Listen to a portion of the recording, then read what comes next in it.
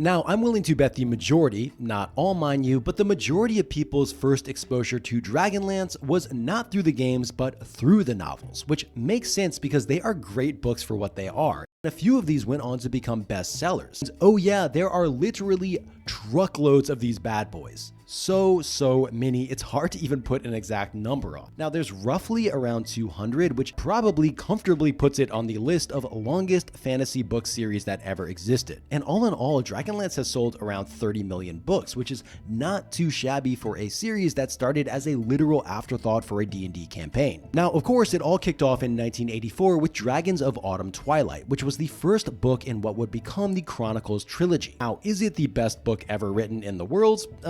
Probably not, but quickly found their stride, and the rest of the Chronicles series was pretty good. And then they pivoted to the Legends series, which became the first TSR book to break into the New York Times bestseller list. And to this day, you'll see fans say that this is the high point of the series. Now, these first 6 books are the Rosetta Stone of Dragonlance, and if you want to understand what a Dragonlance novel is, this is the starting point, because these pretty much set the tone, style, and stakes for everything that followed. And after that first batch took off, TSR realized they had struck gold. By the early 90s, this was a mass-produced fantasy machine, and fans were eating them up despite some of the starts and stops in quality. If you're curious about a certain race, time, hero, even villain, I promise there is a book out there somewhere for you.